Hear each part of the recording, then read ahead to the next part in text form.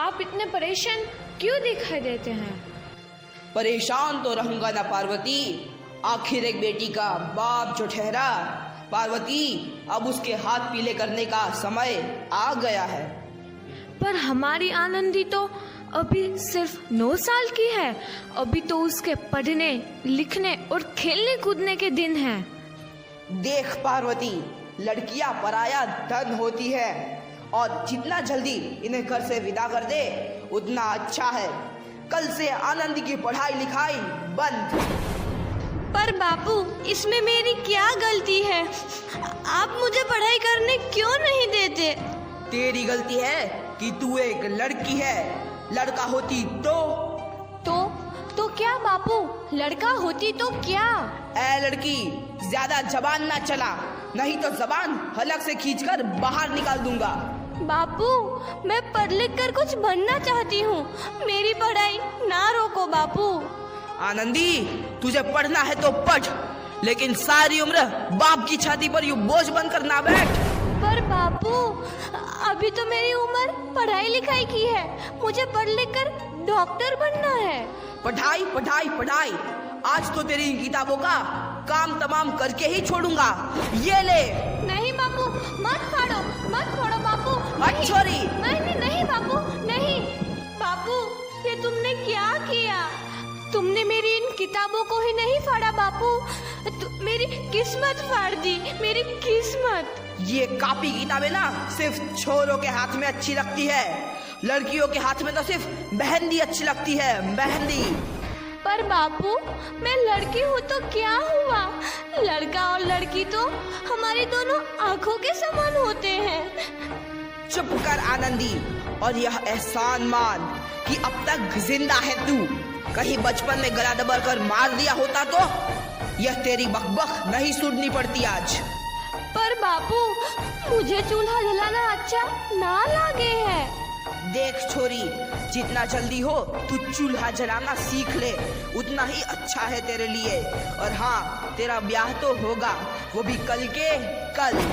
अबला जीवन है तुम्हारी यही कहानी। आंचल में है दूध और आंखों में है पानी। मुझे माफ कर दे बेटी, तेरे बापू के जिद के आगे मेरी एक न चलेगी। माफ कर दे बेटी, मुझे माफ कर दे। इस प्रकार मात्र 9 वर्ष की छोटी उम्र में आनंदी का विवाह गोपाल राव जोशी से हो गया। बाल विवाह एक सामाजिक कुरीति है और इस कुप्रथा का शिकार होना पड़ा आनंदी को। 5 वर्ष बाद आनंदी 14 साल की हो गई है। उसके घर एक शिशु ने जन्म लिया है। देखते हैं आगे क्या हो। देखिए ना, इसे क्या हो गया है? इसका माथा तो अंगार की तरह तप रहा है। इसे तो बहुत तेज बुखार है। आप बिना कुछ भी बोलते हैं, दीजिए मुझे। माधव, जल्दी से वैद्य जी को बुला के लाओ। जी, अभी बुला के लाता हूँ। ये तुम क्या कर रही हो आनंदी? भगवान की विभूति लगा रही हूँ। बस करो आनंदी, ये सब अंधविश्वास है। अरे आप यकीन तो कीजिए, भगवान की कृपा से इसका माथा ठंडा हो रहा है और बुखार भी उतर गया है ना बाबू? देखिए, दीजिए मुझे। उठो बाबू, आंखें खोलो, तुम्हें तुम्हारी माँ बुला रही है। आंखें खोलो, देखिए ना इसे क्या हो गया है। आंखें भी नहीं खोल रहा। आंखें खोलो बेटा। आप चुप क्यों है? आंखें खोलो बेटा, आंखें खोलो। आनंदी, हमारा बेटा कभी आंखें नहीं खोलेगा।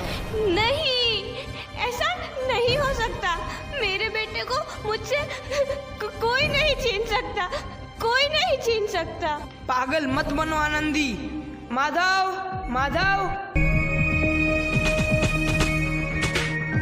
आनंदी, बंद करो ये पागलपन। भगवान ने मेरा बच्चा छीन लिया। भगवान ने नहीं, तुम्हारी अशिक्षा और अंधविश्वास ने तुम्हारा बच्चा छीना है। अगर तुम पढ़ी लिखी होती तो आज हमारा शिशु जीवित होता। तुम अनपढ़ थे आनंदी, अनपढ़। नहीं, अब मैं अनपढ़ नहीं रहूंगी। नहीं रहूंगी मैं अनपढ़। मैं पढ़ूंगी ताकि कल किसी और आनंदी को इलाज के अभाव में अपना बच्चा ना खोना पड़े। शाबाश आनंदी, और यही तुम्हारे अपराध के लिए प्रायश्चित भी है।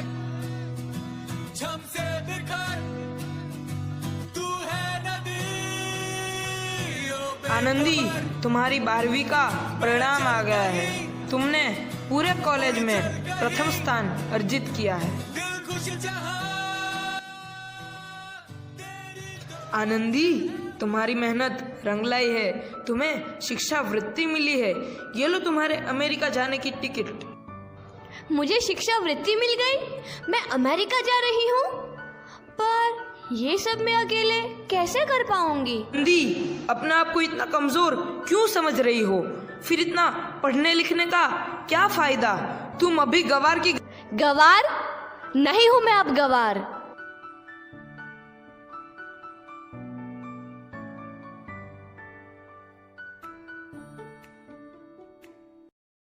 तो इस प्रकार 7 अप्रैल 1883 को आनंदी अमेरिका के पेंसिल्वेनिया के लिए रवाना हुई और 3 साल बाद उन्होंने डॉक्टर ऑफ मेडिसिन की उपाधि प्राप्त कर ली।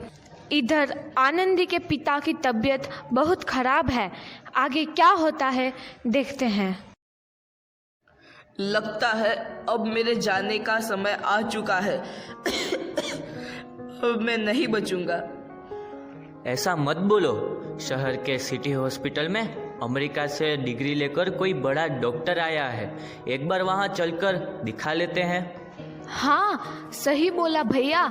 कम से कम दिल को तसल्ली तो मिल जाएगी। हाँ हाँ, चलो चलो जल्दी हॉस्पिटल चलते हैं।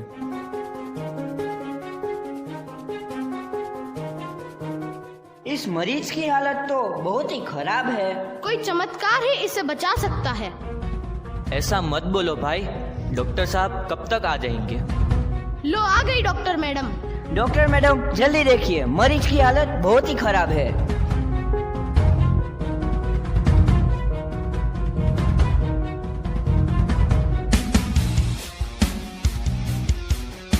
अब आप बिल्कुल ठीक हैं। मौत के मुंह से आपको बचाया है डॉक्टर मैडम ने। डॉक्टर साहब ने मुझे बचा लिया। मुझे मिलना है डॉक्टर साहब से। डॉक्टर साहब नहीं, डॉक्टर मैडम बोलो। डॉक्टर मैडम, उन्होंने ही तुम्हें जीवन दान दिया है। लो आ गई डॉक्टर मैडम, मिल लो उनसे। डॉक्टर मैडम, आपका बहुत बहुत धन्यवाद। आपने मेरी जान बचाई। इसके बदले में मैं गरीब भला आपको क्या दे सकता हूँ? वचन चाहिए मुझे कि कभी ये नहीं कहोगे कि लड़कियां कुछ नहीं कर सकती। वचन? ये कैसा वचन? अरे श्यामलाल, तुमने पहचाना नहीं?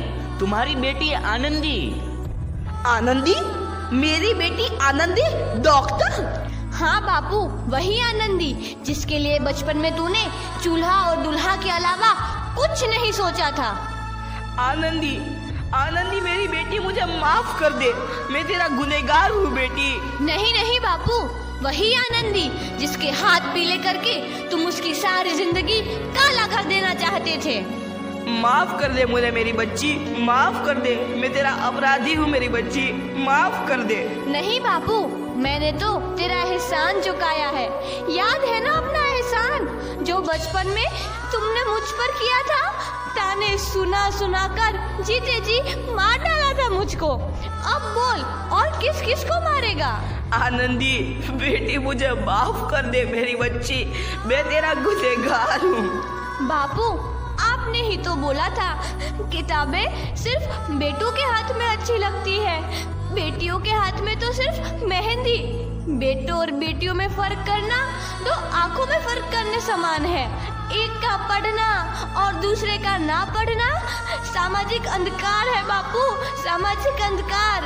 उपकार मांगता हूँ मैं तुझ जैसी बेटी का, जिसने सारी उम्र मुझसे कुछ ना मांगा तो सिर्फ बराबरी का दर्जा।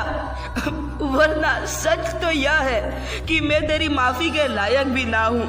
मुझ जैसा बाप तेरी बराबरी कर सके उसके मैं लायक भी ना हूँ मेरी बेटी, मैं लायक भी ना हूँ। अपने बापू को क्या माफ नहीं करोगी आनंदी? माफ कर दो आनंदी, माफ कर दो। सुबह का भूला यदि शाम को घर लौट आए तो उसे भूला नहीं कहते। बापू।